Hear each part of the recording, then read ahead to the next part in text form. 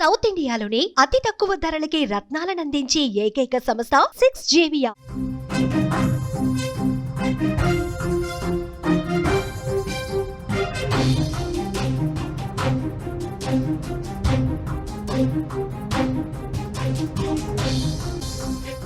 Breaking news చూస్తున్నాం. తెలుగు రాష్ట్రాల్లో కురుస్తున్న వర్షాలకు వాగులు వంకలు నదులు పొంగిపొర్లుతున్నాయి. తెలుగు రాష్ట్రాలతో పాటు ఎగువన కురుస్తున్న వర్షాలకు ప్రాజెక్టులన్నీ కూడా నిండు కుండలా మారిపోయాయి. ప్రస్తుతం శ్రీశైలం జలాశయానికి వరద ప్రవాహం ఇంకా కొనసాగుతూనే ఉందని చెప్పుకోవచ్చు. ఎగువ ప్రాంతాల నుంచి వస్తున్న భారీ వరదలతో ప్రాజెక్టు గేట్లు ఎత్తి నీటిని కిందకు విడుదల చేస్తున్నారు అధికారులు. ప్రస్తుతం శ్రీశైలం 10 గేట్లను 10 అడుగుల మేర ఎత్తివేశారు. జురాల నుంచి 1,77,427 క్యూసెక్కుల నీరు, సుంకేసుల నుంచి 11,238 క్యూసెక్కుల నీరు వస్తోంది. మొత్తంగా ప్రాజెక్టులోకి 1,88,665 క్యూసెక్కుల ఇన్ఫ్లో ఉండగా 3,32,257 క్యూసెక్కుల అవుట్ఫ్లో ఉంది. ప్రాజెక్టు పూర్తిస్థాయి నీటి మట్టం 885 అడుగులు కాగా ప్రస్తుతం 882.70 అడుగులుగా ఉందని చెప్పుకోవచ్చు. అలాగే పూర్తిస్థాయి నీటి నిల్వ 215.8070 టీఎంసీలు కాగా ఇప్పుడు 202.9673 టీఎంసీలు నిల్వ ఉంది. ప్రాజెక్టు కుడి ఎడమ జల విద్యుత్ కేంద్రాల్లో విద్యుత్ ఉత్పత్తి నిరంతరాయంగా కొనసాగుతుందని కూడా మనం చెప్పుకోవచ్చు. శ్రీశైలం నుంచి వస్తున్న నీటి ప్రవాహంతో నాగార్జున సాగర్ ప్రాజెక్టు కూడా నిండు కుండలా మారింది. ప్రస్తుతం సాగర్కు భారీ వరద ప్రవాహం అయితే కొనసాగుతోంది. అధికారులు ప్రాజెక్టు మొత్తం 26 గేట్లను 5 అడుగుల మేర పైకెత్తి 2,67,654 క్యూసెక్కుల నీటిని దిగువకు విడుదల చేస్తున్నారు. ప్రస్తుతం సాగర్లోకి 3,18,525 క్యూసెక్కుల ఇన్ఫ్లో ఉండగా అదే స్థాయిలో 3,18,525 క్యూసెక్కుల అవుట్ఫ్లో ఉంది. ప్రాజెక్టు పూర్తిస్థాయి నీటి మట్టం చూస్తే 590 అడుగులు కాగా ప్రస్తుతం 586.70 అడుగులుగా ఉంది. ప్రాజెక్టులో ప్రస్తుతం 303.9495 టీఎంసీల నీటి నిల్వ ఉంది. పూర్తిస్థాయి సామర్థ్యం 312.0450 టీఎంసీలు.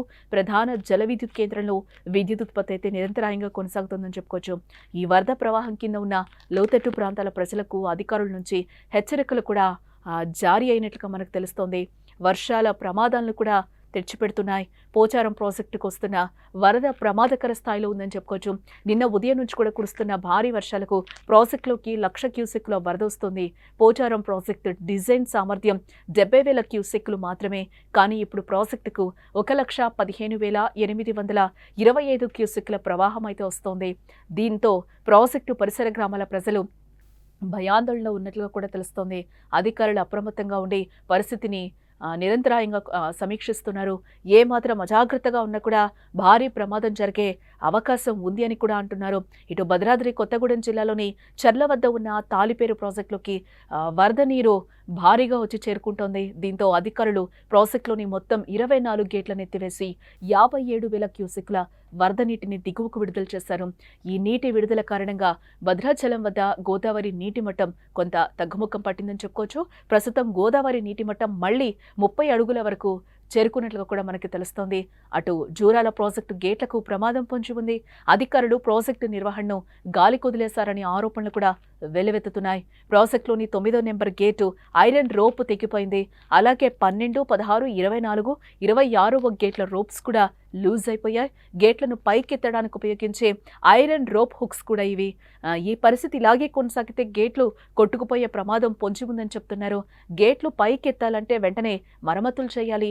ఈ వేసవి కాలంలోనే జూరాల గేట్లకు రిపేర్లు చేశారు.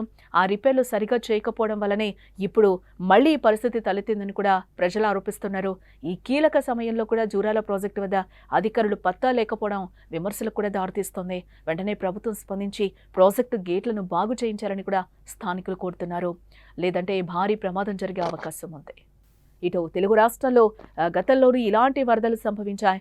ముఖ్యంగా 2009లో వచ్చిన భారీ వరదల సమయంలో శ్రీశైలం నాగార్జున సాగర్ ప్రాజెక్టులు ఒకేసారి గేట్లు ఎత్తివేసి రికార్డు స్థాయి నీటిని విడుదల చేశాయి.